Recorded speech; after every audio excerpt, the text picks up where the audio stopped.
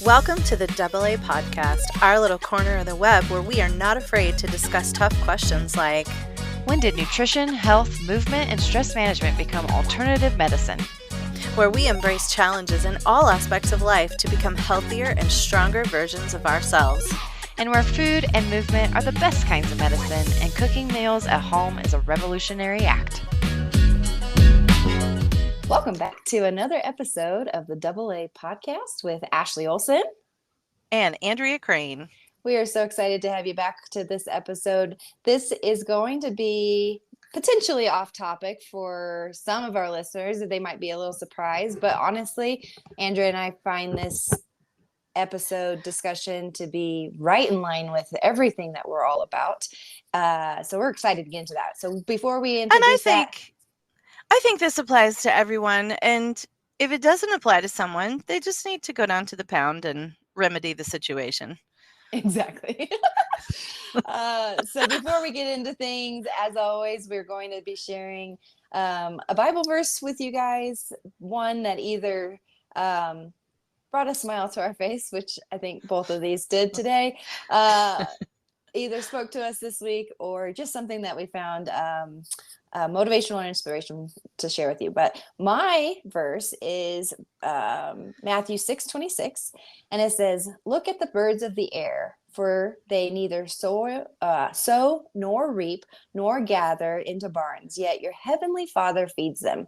Are you not more valuable than they?" I love that one. And so mine is a little tongue-in-cheek, if one can say that about a Bible verse. I think the Bible has so many tongue cheeks. Yeah, you're right. Okay. Yeah. So mine is Genesis 1:30. And given the topic today, I think this is funny. And to every beast of the earth, and to every fowl of the air, and to everything that creepeth upon the earth, wherein there is life, I have given every green herb for meat. And it was so. We're laughing because we've been talking about this for the last hour and a half before we recorded this. So when we mentioned that we like to talk specifically to each other, but I don't think we could ever run out of things to talk about. I don't either. But anyway, so I think we can. Well, you were saying we've been talking about for the last hour and a half. Sorry, I cut you off. Mm-hmm.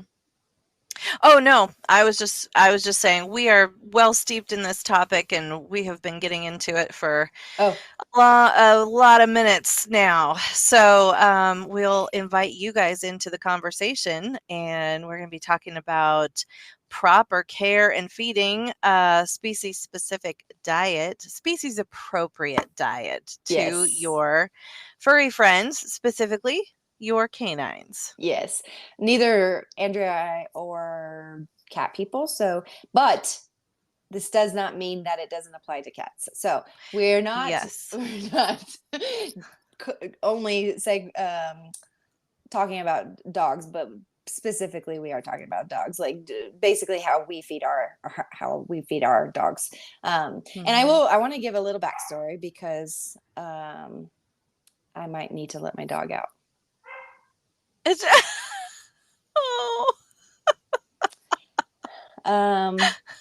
please hold,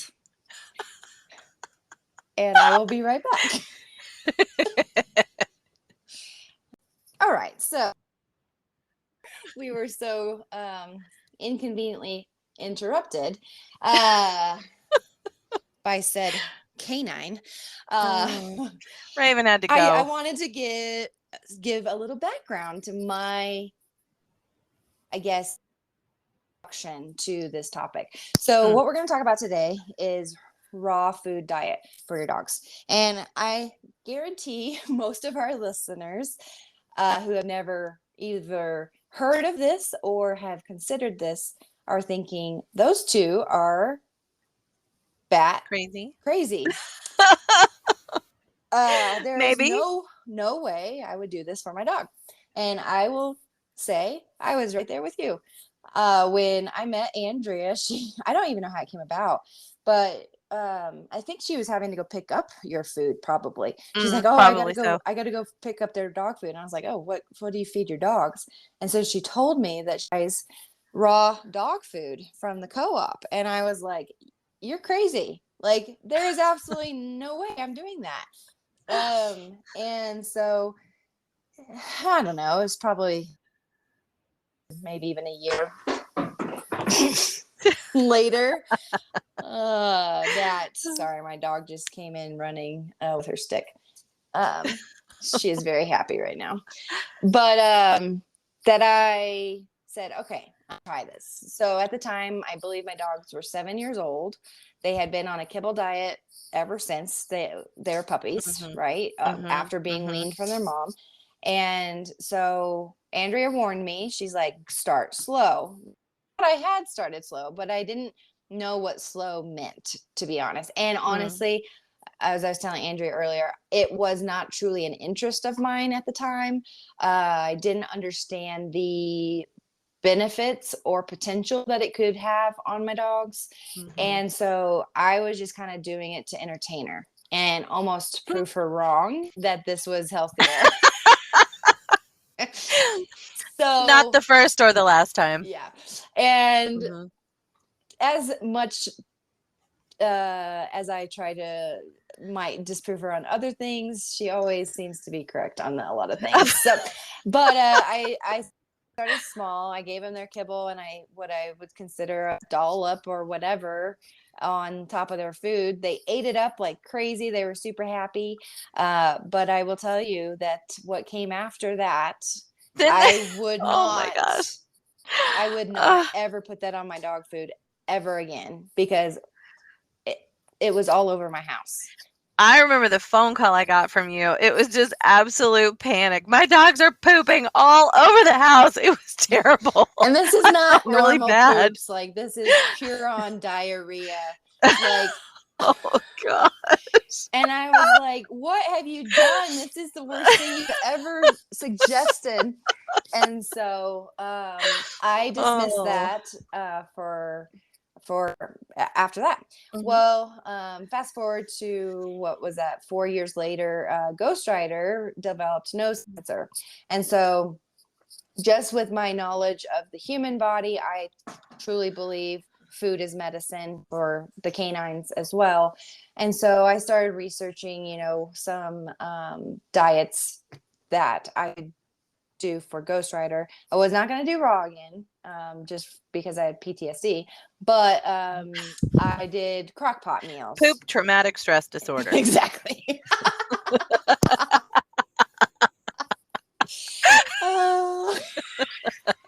Sorry. So I did crock pot meals, and he loved them at first, but obviously with cancer, he had good and bad days.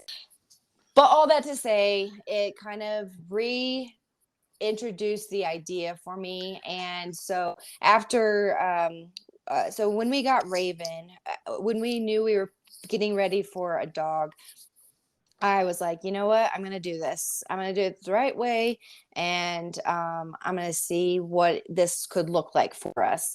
And so I did a ton of research, and kind of going off what Andrea had given me. And that was kind of the first steps. And I just went into a complete research frenzy, basically. And so you really did. And so I found this book. I found the website first. So I don't know if you guys are familiar with Dr. McCullough. He is, how would you describe him? A holistic.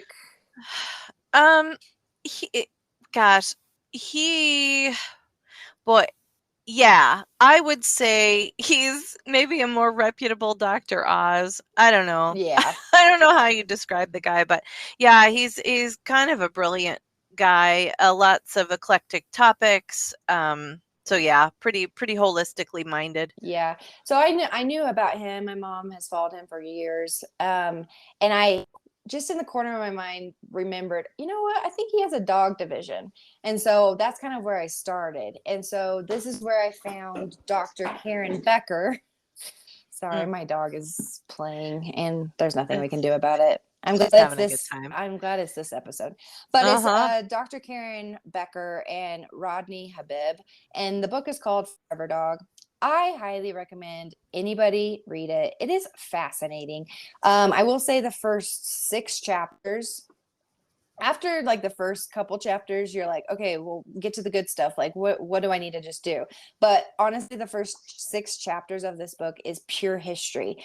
And it's amazing seeing where, you know, where dogs were naturally, several hundred years ago to when it really started kind of going downhill. And what's fascinating about this book, and I think what correlates so well with, what we are all about, is it gives the history of humans as well.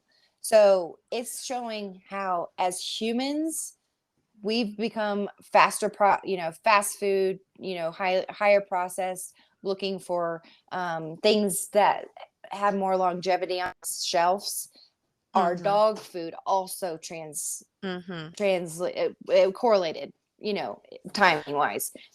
Yeah, and I think another way to say that is that food has become the lowest common denominator. What is the fastest, cheapest way that we can make both human food and dog food? Absolutely. And how can I just go buy a bunch of stuff, stick it in the pantry or my dog food container, and I don't have to worry about it soiling Right, for, right. weeks or months at a time. Mm-hmm. So anyway, I started researching, and we've chosen to go completely raw. The turning point for us was we had only had Raven for not even a week, and I had just gotten some puppy food from Costco, to be honest. And I was like, you know what, I'm just going to hold this over until I can do some more research.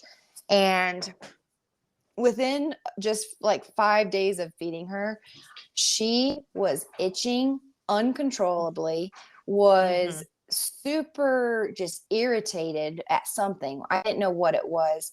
And so I was like, you know what? So I started Googling, what could this be? And I was like, does she have an allergy? Maybe she's got allergies to the pollen outside. And the one thing that I pulled up, that's the top thing for dogs itching and biting their feet. She was biting her paws, is food allergies. And I was like, you know what? This is my sign that I just need to go all in. And I did. And I know that's not possible for everybody. And we're going to talk about that. But she, within 3 days of changing her diet, she stopped itching. She's literally, I wish you guys could see this. Raven is up on her lap, biting her headphones. She's a little. You're tired, and you get grumpy when you get tired. Yes. Oh my gosh, she's naughty. So she, within 3 days of changing her food, and I'll be honest, with the first day that I changed her food, it was just all I had at home was a can of chicken and a can of literally what I had. Yeah. And I was like, well, I'm gonna go on to my research tonight and I'll figure it out, but for the next couple days at least, this is what we can feed her. And so that's what I did. And within 3 days of just starting with that and then doing the raw food diet, once I got all the ingredients, she stopped itching, stopped biting her feet. She was a totally different dog. And the telltale sign for me was Christian saying, oh my gosh, she's not itching anymore. Like, he noticed the difference. Yeah. And I was like, you know what? This is worth it for us to make this massive switch. So that's how I got introduced to it. How did you get introduced to it? Okay, so the way that I got into raw feeding was probably 12 or 13 years ago, and it was very much in keeping with, my own health crisis that was going on, and I was, really in that time of reflection and research and considering, I didn't want to be on these drugs and I didn't see a way out. And so as I was starting to change my own diet and life as a result of doing so, I had this dog that was yearly losing all of his hair in response to some kind of allergen that was in the environment in the spring going into summer, and it was just getting worse. So he didn't suffer with this as a puppy, but as the years went by, he started getting this every year, and he would literally lose every hair on his head and then scratch himself bloody. So it was really a sad situation. And the vet's only answer for this, like humans, is steroids. Of some form or another. And for dogs, really all that you can do is give them an oral or a systemic steroid. And then kind of deal with the ramifications of that later on, which for animals that are highly prone to cancer in today's society, that's exactly what steroids do. They suppress the immune system, and then cancers develop. So anyway, I started doing some research, um, and just wondering if I could make the same kind of headway with the dog that I had made with myself, in my own health issues. And sure enough, I stumbled into this kind of crazy community of raw feeders, and it just immediately made sense to me. And they were talking about these species appropriate diets, and I thought, well, yeah, I mean, that makes all the sense in the world. Look at a dog's teeth sometime. If you ever have any question as to what these things should be eating, look at their teeth. I mean, they're just designed to rip and tear, and that is very much in keeping with a meat-based diet. And so I found I found a co-op that was just starting, and it was, I don't know, some obscure, no, it wasn't a Facebook group, it was a Yahoo group. Did anybody remember Yahoo groups? Oh my gosh, these are so old. But yeah, there was a Yahoo group that was in this super cumbersome chat room, and it was just a terrible format. But I met all these people, and they were just starting to order food from a company based in Wisconsin.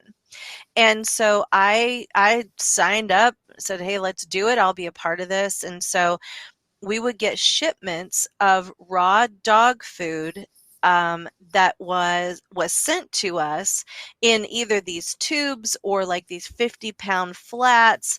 And so, yeah, anyway, more on that here in a little bit. But I started feeding it to both my dogs at that time, and the one, his allergies just miraculously cleared up. I mean, their coats were healthy and shiny.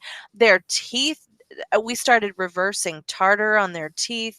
It was really extraordinary, the changes that took place. And I've been feeding raw ever since. And so and I can get into the company that these co-ops buy from, and I can kind of get into the system around the country that orders from them and how this all works. But um, I just want to say, um, uh, this episode, Ashley is kind of the expert on the whole raw feed thing from the ground up, because Ashley makes her own while I buy a commercially available product. And so I think today we just wanted to tell people, what options are out there.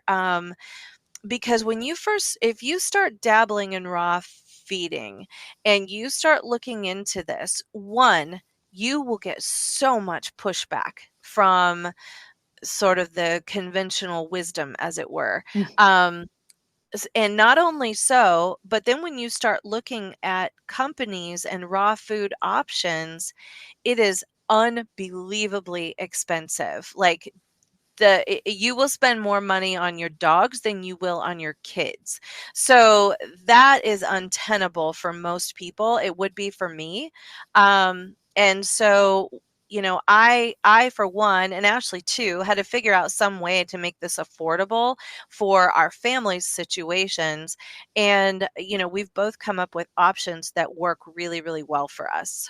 Absolutely. And I also want to stress too that you do not need to necessarily go from 0 to 100 on the raw food diet. Exactly. That is And you can't. no. You can't, because once you've fed kibble, and we're not going to get too far into the weeds in terms of she's just chiming in. We're not going to get too far into the weeds about kibble and what it does to a dog, because frankly, that's what some people can afford, and that is what they're going to feed their dog, and that's okay. Yeah. That's okay. We're not here to shame anybody for their choices. But the fact is, it's I don't know if you guys can hear this. She's so mad at me right now. So Christian's out hunting. And so I'm single dog parenting over here, okay? And she is not about it. So anyway, we're just gonna move on because we can't keep interrupting this. But no, it is. It's is it too loud? No. Oh. I mean, I can hear myself. Okay.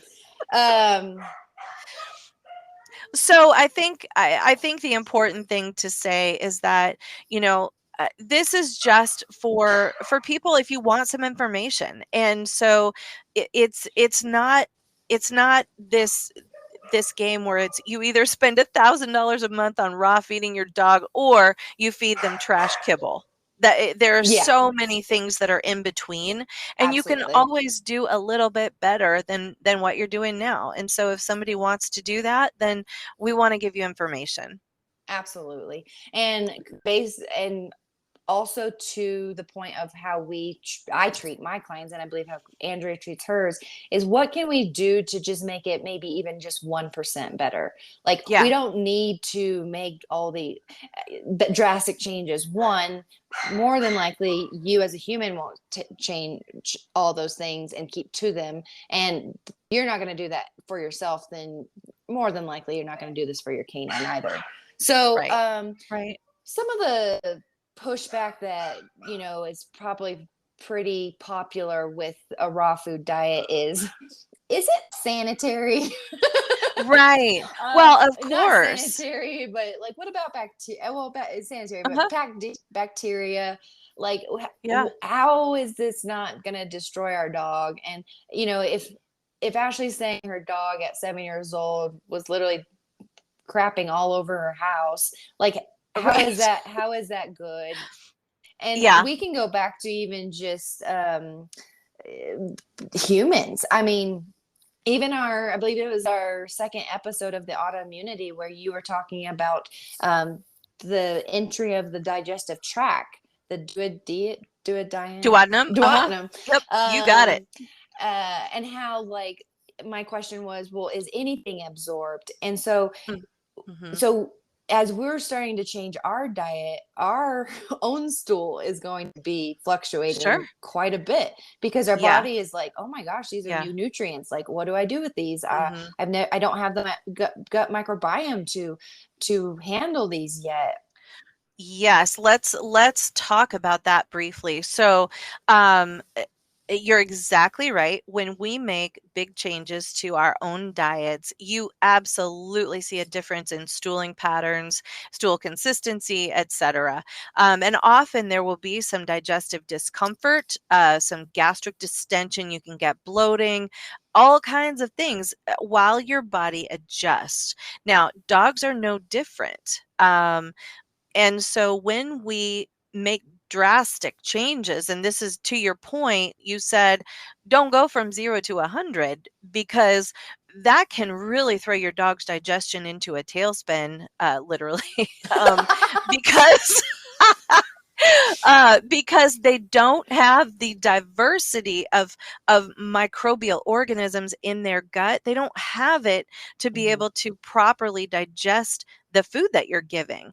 And so if you do it low and slow, then then that diversity will increase naturally. Absolutely. And the reason why I think I could switch Raven over so fast was she was only Mhm. 10 weeks old. That is absolutely why. She had maybe at best 4 weeks on a Mm, kibble diet, and probably honestly she was still nursing for mm, some of it, so there was that transition period. So yeah. the reason why my 7-year-old dogs couldn't transition, and Mm, looking back, I should have done it even slower than I thought, but uh they had that many years. So back to the point of what right. we were talking about in our autoimmunity, when you have somebody that might be 16 that has Mhm, been diagnosed with an autoimmunity, it is mhm. more than likely so much quote unquote easier to help them drastically change Yeah. their life and avoid a lot of those damaging effects that autoimmunity Mhm. has. Same thing for dogs. Like, and then if you have like a 40 or 50 or 60-year old that has now developed these autoimmunities, you have that much time of trying to fix the problem. It didn't just Right. show up at 60 years old. It's been brewing for all Brewing. those years. Mhm. And so same thing for dogs, and obviously dog years are different, than human years. And so if you have a 7-year-old dog, that's decades in the Yeah. human's life of Yeah. basically damage to their Right. microbiome. Right. And sometimes, like, if you don't catch these things early enough, sometimes despite your best efforts, you've got irreversible damage there. Hmm. But that's also okay, because there's always improvements that can be made. But generally, the rule of thumb is, if you've got an adult dog that's going to transition over to raw, you want to do it slowly. Now, I will also say, there are a lot of people that have forgotten more about raw feeding than I will ever know.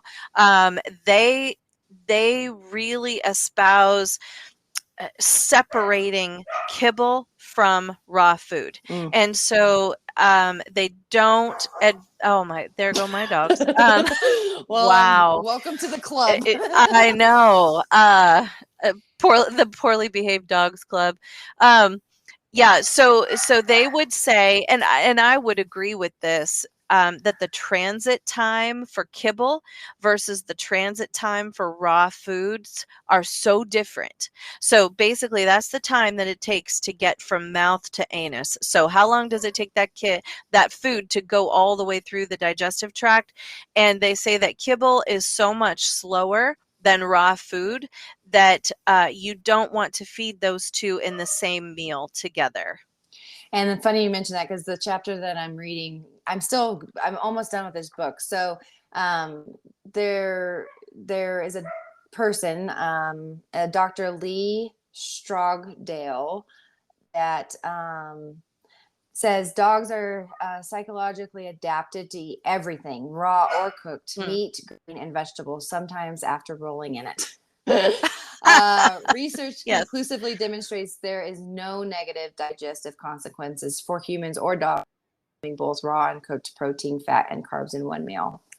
So Mm. this guy has debunked that, I guess, that Well, theory. I would say that's different than feeding extruded food like kibble.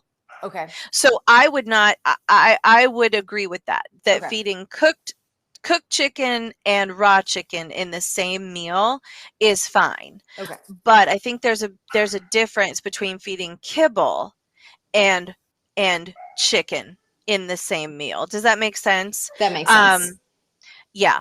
So yeah, if you're trying to transition your dog over to raw, I would probably I think most people feed twice a day. I think that's the recommendation. Um, and so I would do one meal raw and one meal kibble. And maybe, make that raw food maybe cooked. Yes. Just so, yeah. So that's a suggestion for people that have been interested that I've talked to. I was like, honestly, I would go with a low temperature, slow cooked Mhm. raw food, beef. Well, then it's not raw, but a slow cooked. And we're gonna get into the temperature of their food too. But um, a slow cooked, like a Food. boil. You can boil it. So boiled Mhm. chicken, crock pot, and then dehydrated. Obviously, Mm. is one too. But and start them off as that because it's going to be a lot less shocking to their system. Right. hmm Right. And Absolutely. now this book does not necessarily talk or uh, negatively encourage you, I guess, to not mix them. So what they talk about is food toppers. Mm. So Okay, yeah. they now, however you do it, the same the same end point is go slow, like Right. go slow, and slow means slow. And Mhm. so go from giving them their regular size kibble, and then maybe start giving them treats like cooked Mhm. slow cooked chicken, or some low temperature ground beef, or, something that's been cooked at a lower temperature. So the big thing Mhm. with the temperature, since we're talking about that, is the temperature that our food is cooked. And you can get more into the carcinogens, right, Mhm. of that. But whenever you cook a food, specifically speaking about dogs, their body doesn't, the temperature that it's cooked at, if it's a lower temperature, they're able to absorb more of those nutrients. Whereas if it's higher cooked, so flash cooked, like grilled High or high temperature. Mhm. temperature, then they're going to get less of those nutrients. Yeah, and the explanation for that is, there are vitamins, there are cofactors, there are enzymes, there are proteins, and all of which are denatured or torn apart um, by the high temperature cooking. And hmm so by low temp, or just barely cooking something versus frying the snot out of it, yeah, it's Yeah. it's much better. And honestly, it's better for us too, but our palates like a good char on a Right. steak. So, yeah. Exactly. So something that you could easily do if you're wanting to entertain this idea is what I did for Ghost Rider was I did a crock pot chicken. So I got some chicken breasts, and then got some green beans, some raw green beans. You could do some coconut oil with it. So they're getting some of those good fats. And then just cook that up. And then maybe just Mhm. use that as a treat to begin with. Mhm. Mhm. Small portions throughout the day or throughout the week, maybe every other day, even. See how your Mhm. dog adjusts to that, and then continue giving them their kibble. Yeah. And the other thing too is if you're not wanting to transition completely to this side of things, then you can just use the recipe as a topper for your meal. So continue with the kibble, and then just give them a little bit extra of these nutrients. Yeah, and if you find that your dog is not tolerating it well, then I suspect that there would be some mismatch with transit time if you're using those toppers and things are not going well. Okay. If you hear a lot of like super loud gurgling in their belly, then they're probably getting some bloating. If they're having loose stool, if they are, I mean, God forbid, if they are stooling in the house, then there probably is a mismatch on the transit time, and so I would separate those. Yeah. But if your dog can tolerate it, then yeah, get the nutrition in where you can. And I also wanted to bring up, I think uh, one of the areas of probably strongest pushback to raw feeding is this anthropomorphized dilemma about bacterial infections, and food poisoning, as we would call it. And so people really freak out about, well, I wouldn't eat a raw chicken leg, so why would I feed that to my dog? Well, you know what? Your dog will go out into the middle of the road and eat a 3-day-old robin that got hit like 72 hours ago, and will be none worse the wear for it. So we can't throw these human issues at our canines, because they are adapted to eat some really pretty disgusting things and and survive quite well.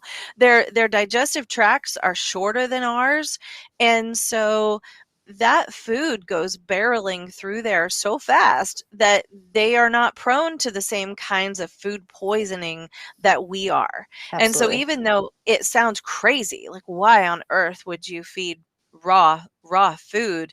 That sounds like a bacterial disaster. However, I would invite you to just do a quick internet search on food poisoning gotten from kibble. There are so many kibble and treat recalls on these highly processed, extruded foods. It'll blow your mind. Mm-hmm. And if you really pay attention, I'd say about every 3 to 6 months. My goodness, there they go. Every 3 to 6 We were months, talking about them today. they really do. There's nothing out front. I don't know. They're just being naughty. But yeah, so that's not really an issue. That is a straw man argument. And so if that's what people are telling you, I would just encourage you, don't start a fight with anybody, but just go do your own research on that and Yeah. and try it out. Absolutely. Mhm. And also to note too, dogs are considered, like you had mentioned in your notes, omnivores, but they don't really need that many carbs. And when we're Right. talking carbs, we're not talking grains, we're talking Right. vegetables, Mhm. Fruit. berries, Yeah. fruit. Mhm. So technically, the only things that dogs should never have are onions, grapes, and raisins. So, and what were you gonna add? A chocolate, and is Oh, garlic in there? I've heard that so all garlic is no alliums. longer considered. Okay, It is actually very safe for them. cool. Um, Okay. Now I will say the kind of garlic. I wouldn't go give your dog a garlic clove. Like, Yeah, raw garlic, probably yeah, not good. but minced garlic, some garlic powder, stuff like that is totally fine. But Okay. chocolate for some dogs is toxic, Mhm. but not all dogs. But Okay. it's one of those ones that you don't know until you know, so best Sure. not to give it to them. Sure. Yeah. So I would avoid those too, or avoid chocolate. But yeah, garlic is actually pretty good for them. Okay. Well, that And makes sense. so if you guys are interested, what I have found to be such a great resource is uh it's called Bark and Whiskers. And that's their Mm. Instagram. You can go to their website too, but their Instagram is always really cool because they'll just do a food, like, I don't know if it's a day or whatever, but they'll give a food and they'll give the benefits for canines and felines. And so, and then they'll also talk about, like, for example, they did one on garlic, and that it was previously believed that it was toxic to them, but now they actually show that it's actually really good for them. Cool. But when we are talking about carbs, we're talking about vegetables and fruits. Mhm. It is not necessary that your dog have grains. Right. Right. Yeah, dogs, so unlike cats, cats are actually obligate carnivores. They have taurine requirements that have to be met with meat. Mm-hmm. That is a non-negotiable. Now, dogs can eat carnivore, but they are more, I guess, more accurately considered omnivores, like we are, except that dogs run very, very well on a high meat diet. Um, Small amounts, like Ashley mentioned, small amounts of fruits, specific fruits like berries, low sugar fruits. Mm-hmm. Um, Always better than high sugar fruits. Jeez. Oh, Raven. And so I would always recommend, if somebody wants to do this super easy, um, my resource it's a company called Ross Wells, and I can kind of go into the history of that, and then you can tell folks maybe what you do in order to feed that that monster in the background. Oh my gosh. So yeah, so the company that I have used now in 2 states, they're called Ross Wells, and you can do a quick Google search and find them, but they're out of Medford, Wisconsin. So historically, they used to provide a sled dog blend for the Iditarod teams. And so they used to use 3 or 4D meat. And for those of you uninitiated with 3D, 4D meat, it is dead, diseased, down, or dying. And I know that sounds horrendous. But again, remember what we're talking about here. We're talking about wolf ancestors. We're talking about like coyote cousins. And so these are the animals that go out and they eat carrion. They eat dead animals and suffer no ill effects. And so they are designed to have that food in their repertoire. And so if you've got a cow at a feedlot that is dead, diseased, down, or dying, then that animal can actually quite safely go into the pet food line, and out of the human chain of food. And so that's what they used to do. Now they no longer make sled dog blends, and the other change is they only use human grade meat now. Okay, so that makes the product a little more expensive. But think about this. Can you know how expensive it is to eat carnivore just as a human, right? It's outrageously expensive. So imagine feeding, those of us that have big dogs, imagine feeding, human grade meat to a sled dog team. I mean, good heavens, that would eat you out of house and home. So what they do use human grade meat. However, they will denature it, and they add some things. They add there's some oil in there, like some wheat germ oil. There is some, oh, I forget. We could put a link to some labels here in the show notes if people want to take a look at it. But they have several blends that they make, and it is just phenomenal dog food. I've fed, these are my 3rd and 4th dogs that I have fed this blend to in the last, actually, no, these are my 5th and 6th dogs. So we've been doing this for a long time. And so the way that these groups run is that they pool their orders together, and then we order from one centralized company. And then that gets trucked from Wisconsin to all over the United States to these co-ops that order the dog food. And they're usually found in larger cities. And so people get together, and then we separate our own orders. Like, it literally comes off the truck with a forklift on pallets.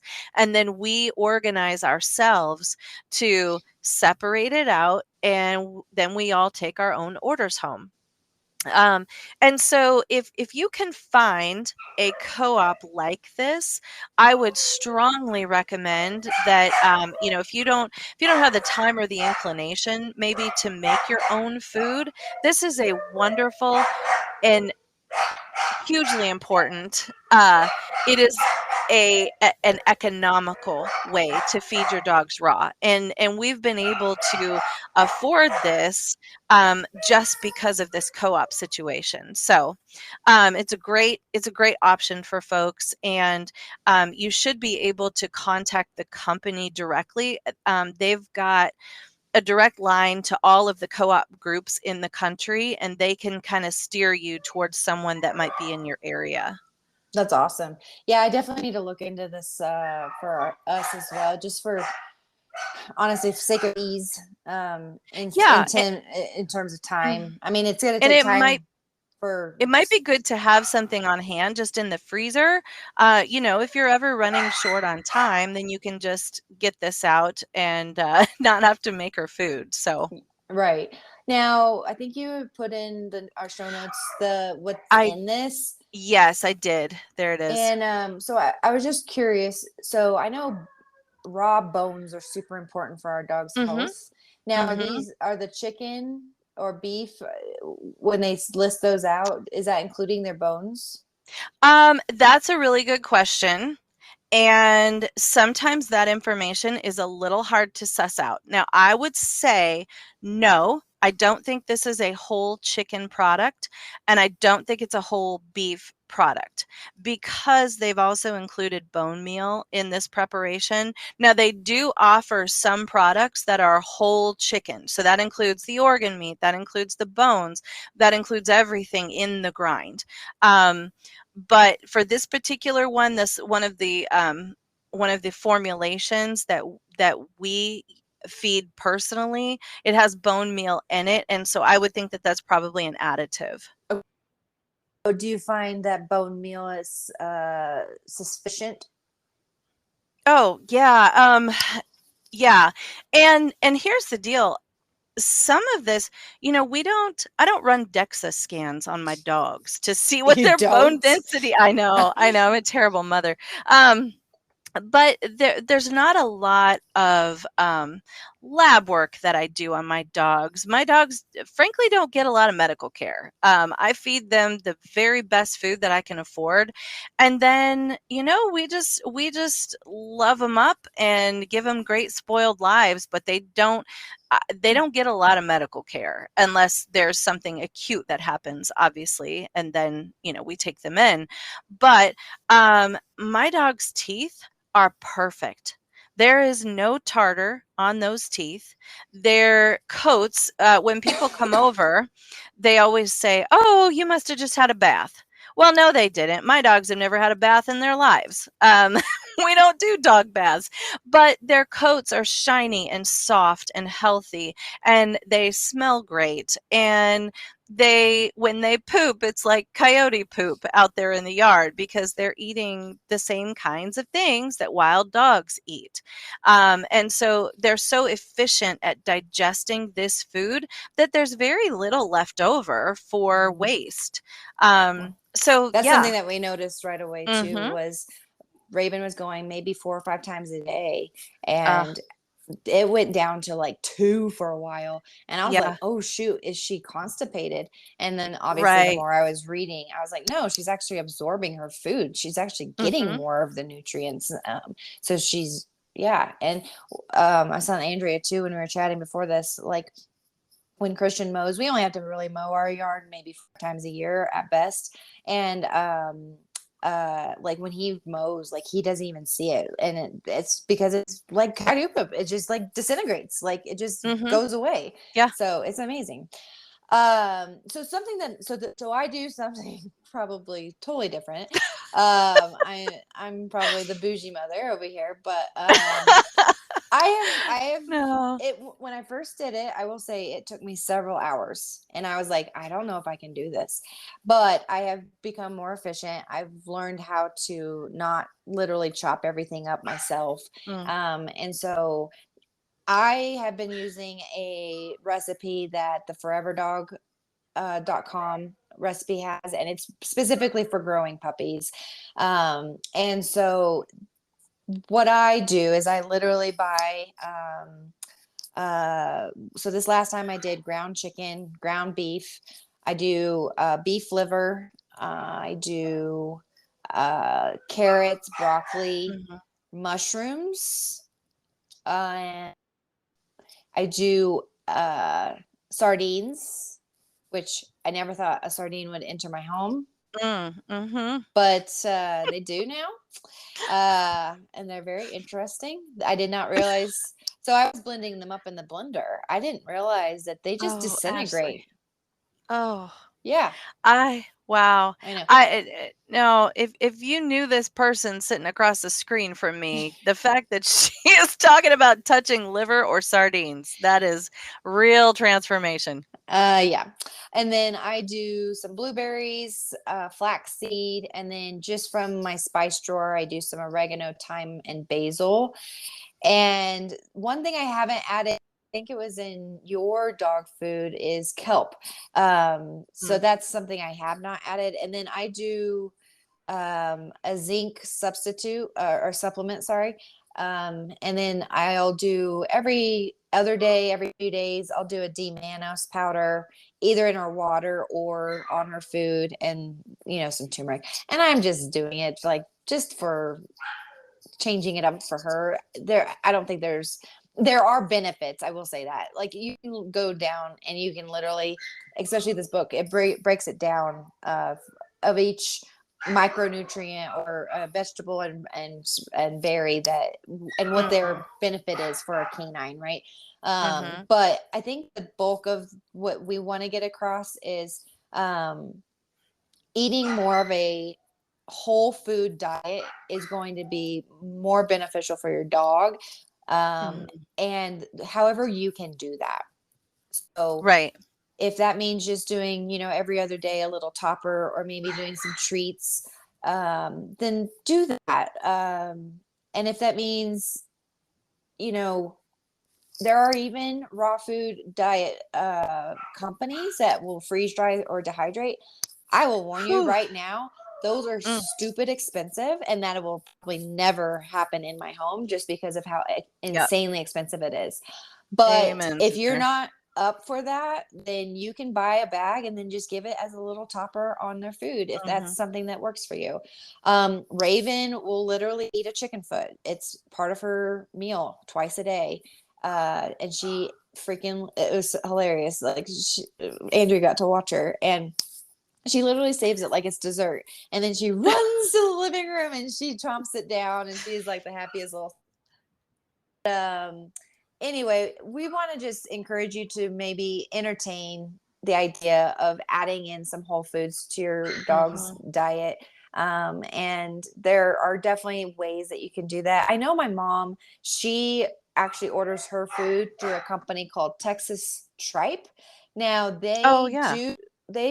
I believe they only ship to certain states. Yes, they do. And they only do in-person deliveries to certain states. Colorado and Mm. Texas are one of them. Mhm. But you can go to their shipping page. Idaho is listed, but like Kansas is not. So it wouldn't be as good of a resource as the co-op that Andrea was mentioning. The other thing too is kefir. That's a Mm. great Sure. if you're not wanting to do any of this and you just want to give Yep. some good kefir is a great Probiotics. Yeah. kefir is great. Or And give them some yogurt. yogurt. Yeah, Mhm. Raven will Plain. get yogurt. Make Hmm. sure that it's plain. But yeah, Yes, yogurt is fantastic. yes. And then yeah, so those are some simple ways that you can do that. I know I'm still learning. It's still something that I'm diving into it, and I've gotten down my rhythm for now, but Mhm. as she grows and maybe her diet needs change, I may need to look at something like you're saying to have on hand, these raw food from a commercial Well, producer.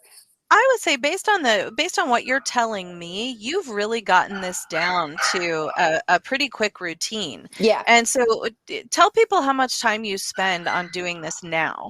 So I've gotten it down to this time. It took me about 45 minutes, and that will last me for about 2.5-ish weeks. So I'm going to start doing it twice a month for 45 minutes. Mm. I got a huge commercial kitchen bowl, and I Mhm. just throw it all in there, and then I divvy it out. It doesn't take much time. It's literally just throwing ingredients together. And what do And you store it in? I store in some very cheap from Walmart little plastic storage to go. Are they like meal prep containers Meal prep almost? containers. Yes, thank you. Okay. They were like $2 for 6 of them, and so I got Mm. like 25 or 30 of them, and uh, and they'll reusable. And then I freeze. We keep 1.5 days out at a time, and then Uh-huh. and it's in this garage fridge, and so I keep 1.5 days out at a time, and then just pull one every time. So one in, one out, or one out, one Okay. in type thing. Mhm. And it's super easy. And then I actually, the food actually may not have 25 of them. Anyway, it doesn't matter. I actually have leftovers of the meat, so I just put the meat meal, whatever I make, and I put those in Ziploc baggies and just freeze them flat. And then so like today I'm gonna pull one of them out, and then by Friday I'll divvy up some extra more meals for her. And so honestly, I might have gotten more than just 2 weeks worth of it, but I'm going to do it 2 weeks at a time, just so I'm constantly just a little bit ahead. So if we were to go out on vacation or something, then I'm not like a week behind, but it's gotten to be the point where it's so easy, and it's kind of nice. Like, you know, you're doing something good for your dog. It's just meal prep for your dog instead of yourself. And it really, in the grand scheme of things, it's not that much time when you know you're benefiting your dog's health better long term, and it could potentially be a long-term money saver, because you're not having to visit the vet all the time. You're not having to get them on allergy meds, steroids, anxiety meds. Like, there's so many things. And you should, like Raven, she doesn't really shed that much. You're getting her compliments on her coat and her teeth. And I know she's still a puppy and very young, but still, but mine she doesn't stink. So. Their breath is not objectionable at all. It's really remarkable, the changes that can take place. And again, we're not saying that, you know, this is the way that you should do it. What we are saying is that there are small changes that can make big differences down the line. Absolutely. Same for human health, same for your dog's health. So we're going to leave some resources for you in the show notes, and I'll link where I've been getting my stuff, Andrea gets her stuff, and maybe even some of these studies could be interesting for some of the people that want to get really nerdy, but down into the weeds. But I have found this book to be fascinating. I would highly recommend anybody that, and it's taken me a while to read. I'm a slow reader, but and the chapters are pretty sizable with a lot of information, but it's fascinating. And I just love it. So I highly recommend it. But definitely follow Bark and Whiskers and Dr. Karen Becker for some, additional information and resources. And then we'll link all that in the show notes. So I think that's all that we have for today. But hopefully found this episode interesting and hopefully entertaining with all the friggin' dog barking in the background. I'm about ready to pull my hair out right now, but she just is so upset. She is beyond words right now. So I will go tend to her. And, okay. We will close out this episode, but we're so happy that you joined us for another one of the AA podcast. And we are in the midst of our first ever challenge, and we are super excited about this. If you had missed this opportunity to sign up, please don't feel like you can't. Go ahead and we'll link the challenge in the show notes as well. And we would love for you to join whenever you can. And we will have more of these. So keep ears out for that, since this is a podcast. Yes. And we will see you next time. All right. Bye-bye.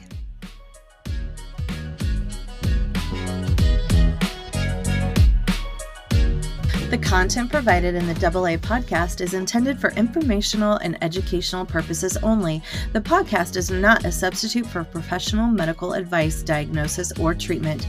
Always seek the advice of your physician or other qualified health provider with any questions you may have regarding a medical condition. The information and opinions expressed in this podcast are solely those of the individuals involved and do not constitute medical advice.